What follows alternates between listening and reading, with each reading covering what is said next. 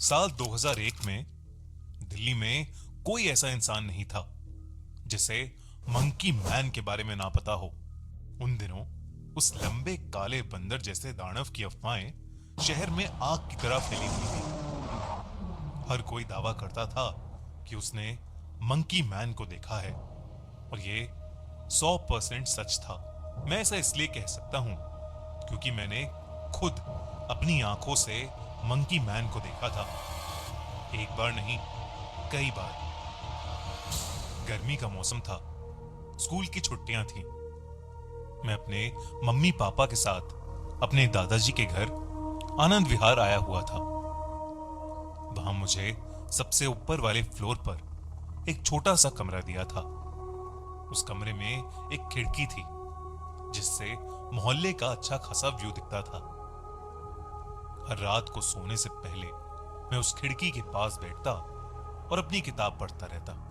ऐसे ही एक रात जब मैं किताब पढ़ रहा था तो मुझे मंकी मैन पहली बार दिखा। मैं खिड़की के पास एक नई नॉवेल लेके बैठा था। मेरी आंखें सुस्त हो रही थीं और मैं बस झपकी लेने ही वाला था कि मुझे अपनी आंखों के कोने से कुछ दिखाई दिया।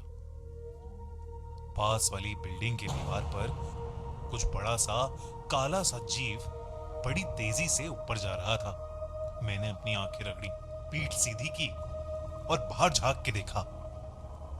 बाहर का नजारा देख मेरा खून मेरी नसों में सूख गया जब मैंने एक काले बंदर जैसे जानवर को बिल्डिंग के पाइप से ऊपर चढ़ते हुए देखा। Monkey man.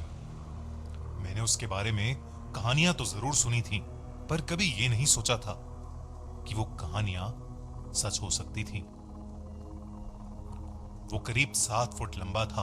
उसका शरीर घने काले बालों से भरा हुआ था। उसे देख मेरा मुंह खुला का खुला रह गया जब वो छत पर चढ़ा और सीधा उठकर खड़ा हो गया। चांद की रोशनी उसके चेहरे पर आ गिरी। चाकू सी नुकीली हड्डियां, नरम चमड़ी और आंखें जो चांदनी में चमक रही थीं।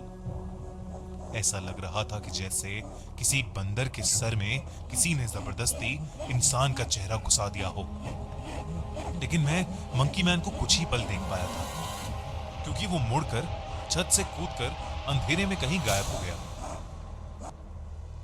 मैंने अपने परिवार को उसके बारे में बताने की कोशिश की, लेकिन किसी ने भी मेरी बात का विश्वास नहीं किया।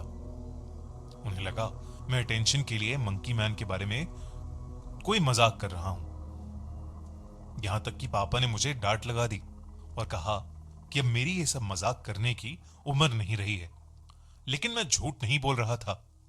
मैंने सच में मंकी मैन को देखा था। उस दिन के बाद से मंकी मैन का जुनून मुझ पर सवार हो गया। अखबार में आई कोई खबर हो या गलियों में बहती कोई अफवाह, मुझे जहां भी उसके बारे में कोई जानकारी मिलती मैं वहां फट से पहुंच जाता। यहां तक कि अगर कहीं उसके दिखने की बात हुई होती तो मैं मौका मिलते ही वहां पहुंच जाता। मेरी इन कोशिशों की वजह से मुझे मंकी मैन कई बार दिखा, छत पर, ब्रिज के नीचे और एक बार एक अंडरग्राउंड पार्किंग में भी। मैंने जितना उसे देखा उतना ज्यादा मुझे ऐसा लगा कि शायद वो एक ऐसा जानवर है जो अपने घर से बहुत दूर आ गया है और अब हम इंसानों की दुनिया में कहीं खो गया है। लेकिन मेरा ऐसा फील करने से कोई फर्क नहीं पड़ता था। हम इंसानों के लिए तो वो बस एक राक्षस ही था। मुझे याद है जब मैंने उसे पहली बार किसी मासूम को चोट पहुंचाते देखा था। देर रात थी। मैं अपनी खिड़की के पास बाइनोकुलर्स लेके बैठा था। मैंने उसे एक बिल्डिंग की छत पर देखा। उसके पीछे पटाखे फट रहे थे और वो उस शोर से डर के वहां से भाग रहा था। एक छत से दूसरी छत कूद कूद के उन लोगों से दूर भाग रहा था। भागते भागते उसके रास्ते में एक ऐसी छत आई जिस पर एक बुजुर्ग आदमी सैर कर रहा था। मंकी मैन कूदकर उस छत पर आया और उसे देखकर वो बुजुर्ग आदमी घबरा उठा। मंकी मैन उस पर गुर्राया और उस बुजुर्ग आदमी का संतुलन बिगड़ गया। वो छत से सीधा जमीन पर 6 फ्लोर नीचे आ गिरा। उसकी चीखें और उसकी जमीन पर गिरने की आवाज मुझे आज तक याद है। ये पहली बार था जब मैंने अपने सामने किसी को मरते हुए देखा था। सुबह उस बुजुर्ग आदमी की बिल्डिंग के पास खड़ी भीड़ और एम्बुलेंस को देखकर मेरी आंखों से आंसू निकल आए।